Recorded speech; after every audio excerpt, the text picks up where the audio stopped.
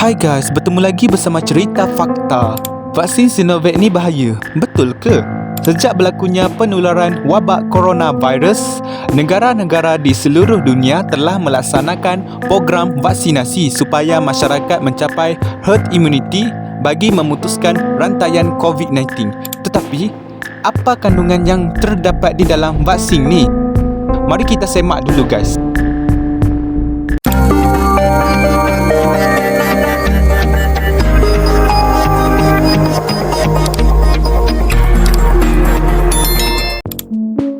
Apa yang anda perlu ketahui mengenai vaksin Sinovac?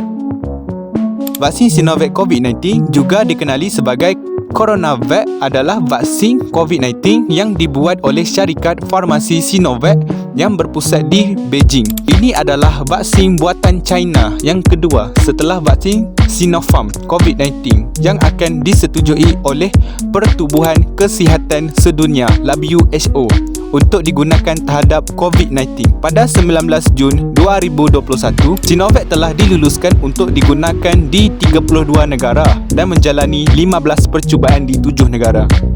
Apakah kandungan vaksin Sinovac?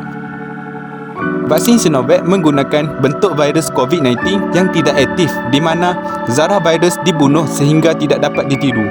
Walau bagaimanapun, protein lonjakan permukaan zarah virus tetap utuh untuk mencetuskan sistem keimunan badan untuk menghasilkan antibodi bagi melindungi seseorang daripada virus hidup sekiranya orang itu dijangkiti COVID-19.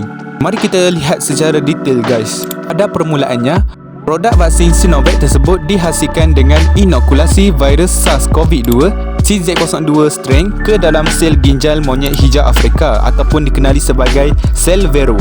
Kemudian, virus tersebut dihidupkan, tidak aktif dan diserap oleh aluminium hidroksida. Vaksin adalah population suspension. Antara bahan aktif yang terdapat di dalam vaksin ialah virus SARS-CoV-2 yang tidak aktif. Eksipien dia adalah aluminium hidroksida, disodium hidrogen fosfat dan natrium klorida. Produk ini tidak mengandungi bahan pengawet. Virus yang tidak diaktifkan seperti sesama, polio dan hepatitis A adalah bentuk teknologi vaksin yang telah dicuba dan diuji secara tradisional dan digunakan secara tradisional untuk membuat vaksin sejak abad yang lalu. Adakah vaksin Sinovac ini selamat? WHO telah menilai secara mendalam data kualiti, keselamatan dan keberkesanan pada vaksin Sinovac dan telah mengesyorkan penggunaannya untuk orang berusia 18 tahun ke atas. Oleh kerana hanya sebilangan kecil orang dalam ujian klinikal, data keselamatan vaksin terhad untuk orang yang berumur 60 tahun ke atas pada masa ini. Walau bagaimanapun, data yang ada menunjukkan bahawa vaksin Sinovac mungkin selamat dan melindungi orang tua. Apakah kesan sampingan yang disebabkan oleh vaksin Sinovac? Kesan sampingan yang biasa dilaporkan oleh orang yang menerima suntikan vaksin Sinovac adalah sakit di tempat suntikan. Kesan sampingan lain yang dilaporkan termasuk keletihan, cirit-birit dan kelemahan otot. Sebilangan besar kesan sampingan ini ringan dan hanya bertahan selama 2 hari. Selanjutnya, data percubaan klinikal untuk vaksin telah menunjukkan bahawa mereka yang telah menerima vaksin Sinovac melaporkan gejala demam yang lebih rendah berbanding dengan vaksin mRNA seperti vaksin Pfizer-BioNTech dan Moderna. Kesan ke vaksin Sinovac ni? Cubaan Sinovac tahap 3 yang dilakukan di Brazil, Turki dan Indonesia telah melaporkan hasil yang berbeza tetapi memberangsangkan. Cubaan besar di Brazil menunjukkan bahawa 2 dos vaksin mempunyai kadar keberkesanan 51% terhadap jangkitan COVID-19 simptomatik, 100% terhadap COVID-19 yang teruk dan 100% terhadap kemasukan ke hospital bermula 14 hari setelah menerima dos kedua. Siapakah golongan yang boleh menerima vaksin Sinovac? Vaksin Sinovac disyorkan oleh WHO untuk digunakan pada orang dewasa yang berumur 18 tahun ke atas.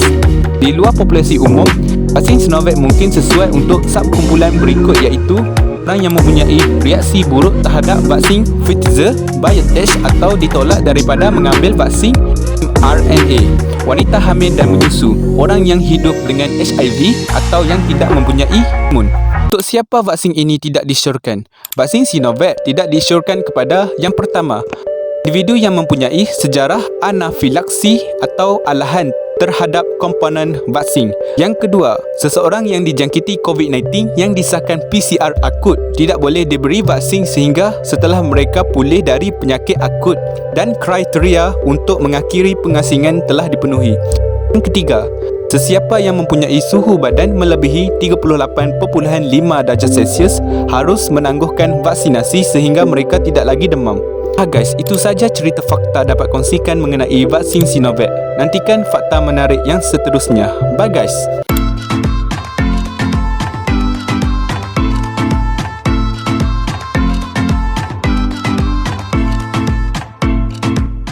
Jap, kalau guys nak dapatkan Lazizone yang rangup dan sedap, guys boleh buat pembelian melalui mana-mana link di description.